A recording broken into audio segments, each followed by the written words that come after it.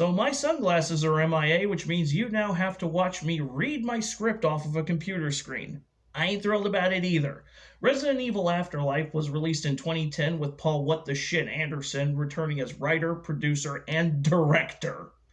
Roughly a year following the events of Extinction, Milla Jovovich's Alice and her 9 trillion clones find the Umbrella headquarters in Tokyo and break in, killing security and smashing shit up until Umbrella's chairman, Albert Wesker, who is now played by Sean Roberts instead of Jason O'Mara, relieves the facility of existing and GTFOs with the original Alice stowed away on his getaway jet. But before Alice can relieve Wesker of living, he injects her with an antivirus, relieving her of the T-virus cells within her body and those sweet plot device powers she was developing in the third movie.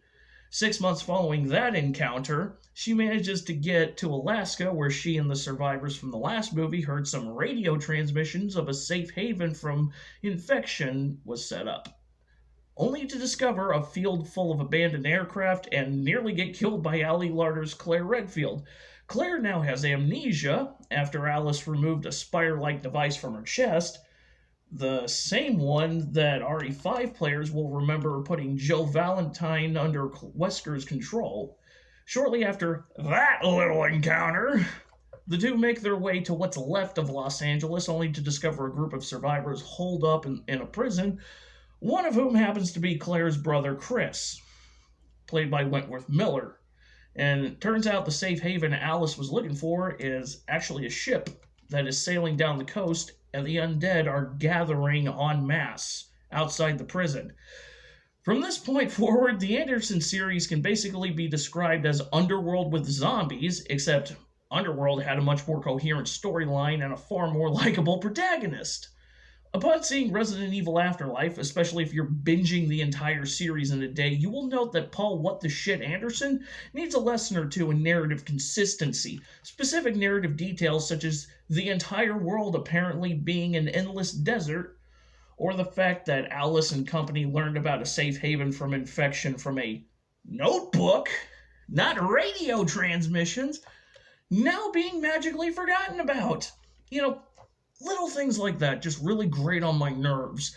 And then there's the simple matter of Alice evidently throwing humanity out the window, because in Extinction's third act, she actually learned that the Umbrella lab she'd infiltrated had enough equipment to synthesize a vaccine derived from her blood, which could bring about an end to the T-virus apocalypse. Considering she just takes her clones to go and fuck up Umbrella and drag this series out for 3 more movies, I guess she's not the selfless champion of humanity Milla Jovovich wants me to believe she is. This movie also marks a return to Anderson plucking scenes from the video games and throwing them in following the reenactment of RE3's opening in Apocalypse.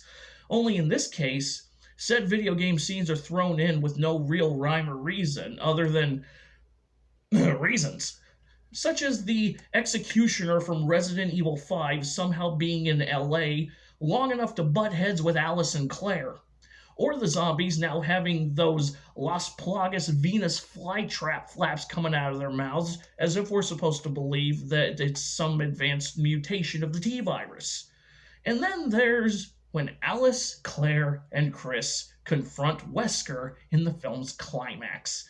Somehow, Wesker knows who Chris and Claire are, as evidenced by the line, "Well, isn't this one big family reunion?" And then dropping their names and uttering the words, "You've really become quite an inconvenience for me." Yes, we all know that Chris and Wesker are rivals at each other's throats for the better part of 11 years. In the games. But the movie provides no context for that line. Here in the movies, in the context of the movies, they don't know each other. Wesker doesn't know Chris doesn't know Wesker, as far as we know. So it just comes off as something that's in there because it's a cool thing for Sean Roberts to say. That little arbitrary distinction is then followed by an extremely clunky attempt at recreating a hand-to-hand exchange between Chris, Sheva Alomar, and Wesker from RE5, with Claire substituting for Sheva. Again, It's something that's thrown in because Anderson thinks it'll look cool on screen. And because it's cool is the only way to describe the action in this movie. While Russell Mulcahy did his best to blend horror and action in Extinction, Anderson completely abandons any pretense of horror with Afterlife and shat out a brainless movie which, with some admittedly decently shot and edited action. And don't you dare say, well, what's the big deal? It's just a brainless action movie. Just turn your brain off and enjoy it. I can enjoy hilariously stupid movies like Super Mario Bros. Just as much as a cerebral work of art like Stanley Kubrick's The Shining or Chris Nolan's Memento. But this is Resident Evil, not Underworld. Resident Evil Afterlife isn't hilariously stupid, it's flat out soft helmet, short bus retarded. Think of everything you hate about early 2000s post-Matrix action movies. Excessive slow-mo, over-choreographed fight scenes, Dollar General quality club music in the soundtrack, characters pointlessly diving about with a gun in each hand. Bullet time, where it shouldn't be. Throw it in a blender, then shit in said blender, fire it up, and film that blender in 3D. One of the most annoying money-grubbing gimmicks to disgrace the film industry in recent memory. And what's more hilarious is Anderson's excuse for taking away Alice's plot device superpowers. Well, we realize it's kind of hard to feel fear and terror for an all-powerful character. Well, yes, Polly boy, it is. But it's also kind of hard to feel fear and terror for a character who stares down an oncoming horde of zombies with a stone face, kills several of them while wielding an MP5K one-handed, which is bullshit even by action movie standards.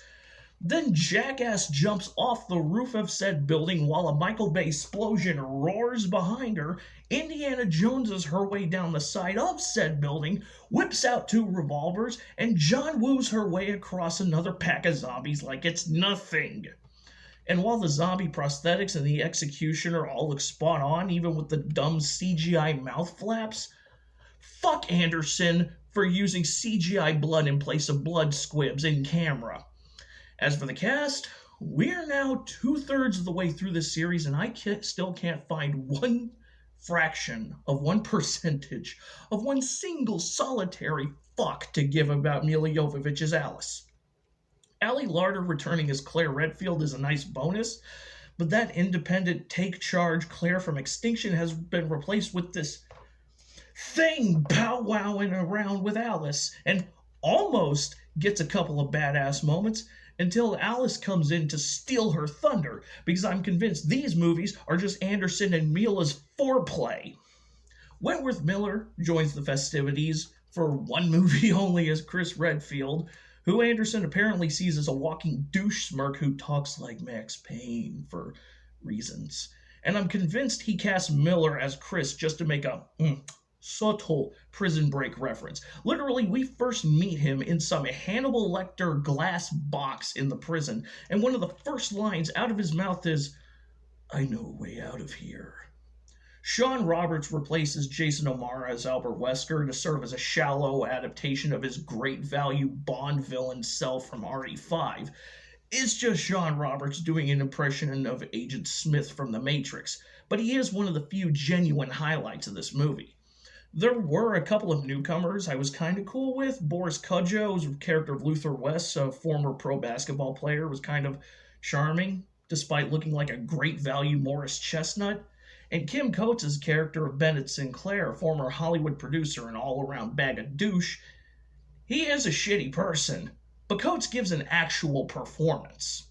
So I was on board with him. I wanted to follow what they were doing, but Anderson is fucking delusional and thinks I actually give a fiddler's fuck about his wife. Pucker your anus, because the next 2 movies are a full-on shitstorm. As for Afterlife, it's nowhere above a rental.